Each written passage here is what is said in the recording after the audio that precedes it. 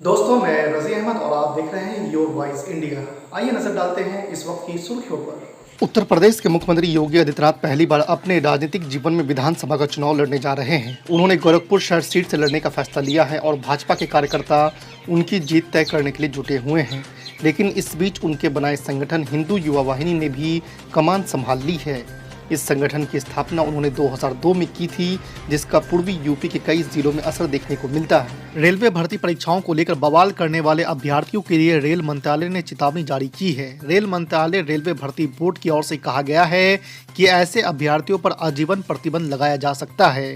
RRB के notice के अनुसार संज्ञान में आया है कि रेलवे नौकरी के इच्छुक उम्मीदवार रेलवे पटरियों पर विरोध प्रदर्शन, ट्रेन संचालन में व्यवधान, रेलवे संपत्तियों को नुकसान पहुंचाने जैसी उपद्रवी गैर कानूनी गतिविधियों में संलिप्त हुए हैं। संसद के बजट सत्र में फिर से कोविड प्रोटोकॉल लागू किया जाएगा। राज्यसभा में कार्रवाई सुबह 9 बजे से और लोकसभा की कार्रवाई शाम 4 बजे से शुरू होगी। नया प्रोटोकॉल 2 फरवरी से लागू होगा। 31 जनवरी को राष्ट्रपति का अभिभाषण पेश होगा और 1 फरवरी को बजट पेश किया जाएगा। कोरोना वायरस की पहली लहर की शुरुआत में चर्चा में आए तबलीगी जमात से संबंधित मामले में सुप्रीम कोर्ट मार्च में सुनवाई करेगा। सुप्रीम कोर्ट ने सोमवार को कहा है कि वो तबलीगी जमात से संबंधित मामले आगे की सुनवाई मार्च के दूसरे सप्ताह में करेगा।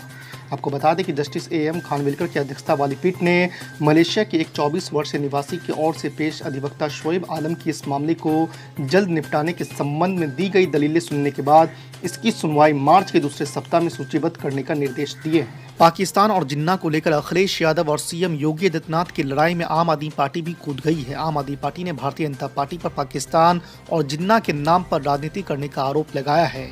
आम आदमी पार्टी के यूपी प्रभारी और राज्यसभा के सांसद संजय सिंह ने ट्वीट कर कहा है कि भाजपा यूपी को नफरत की आग में झोंकना चाहती है, इसलिए वो अपनी 5 साल की उपलब्धियों के बजाय भड़काऊ भाषण दे रही है।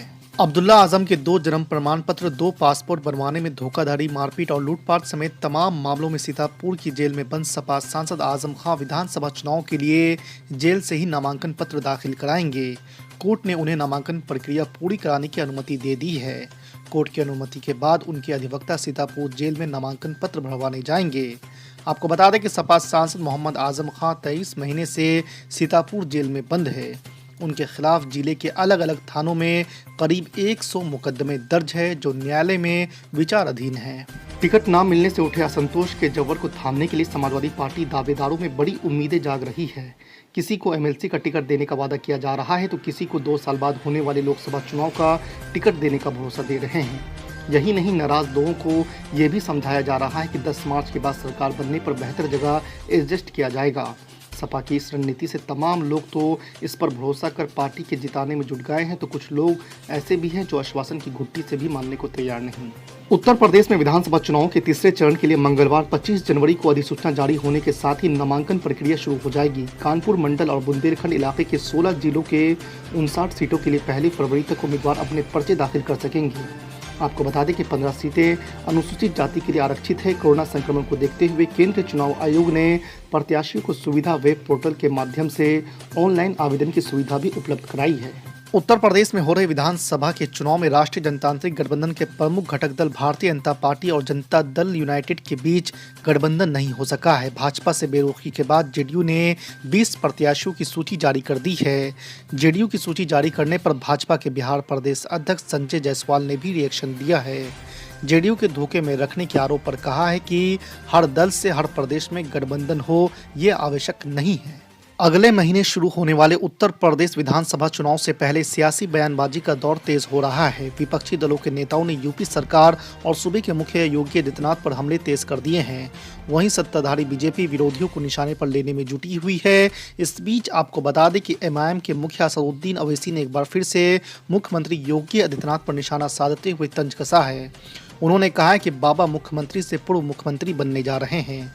ओवैसी ने सोमवार को अपने ट्वीट में लिखा है कि बाबा में हमदर्दी हो तो वो उन लोगों से माफ़ी मांगते जो दूसरी लहर में ऑक्सीजन और बेड की कमी के कारण वफात पा गए।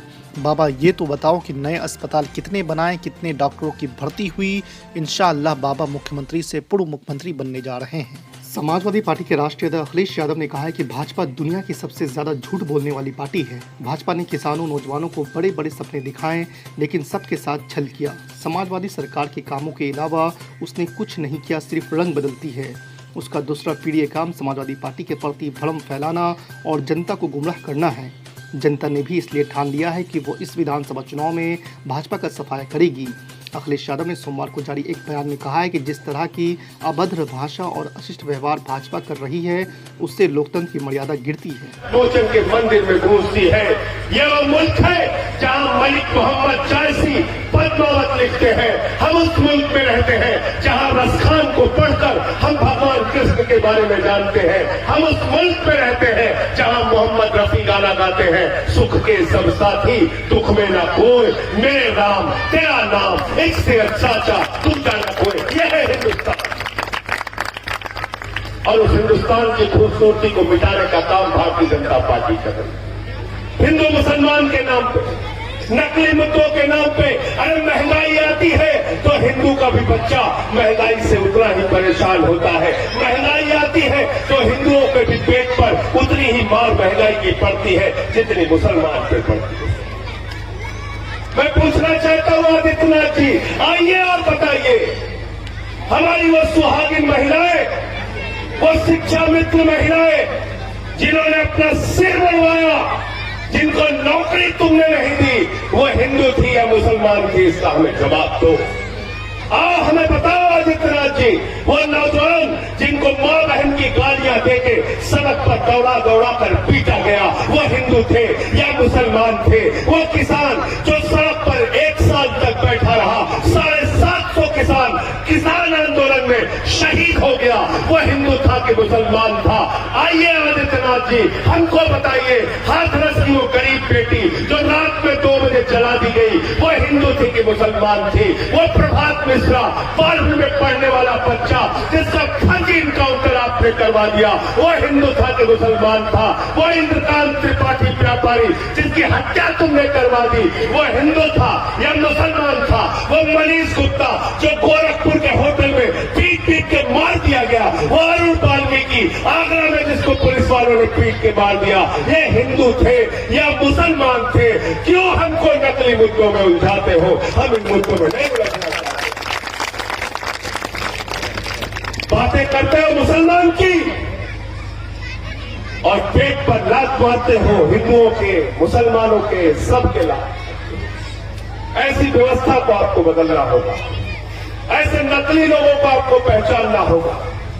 ऐसे नकली लोगों से अगर सावधान नहीं हुए तो याद रखना हमारा आपका भला नहीं होगा। सरकारें तो आपने 75 साल में बहुत बदल ली, फिर बदल दोगे, लेकिन अगर व्यवस्था बदलनी है तो हाथ में झाड़ू उठाओ और इस बार झाड़ू चला दो, राजनीति की गंदगी को साफ करने का काम करो।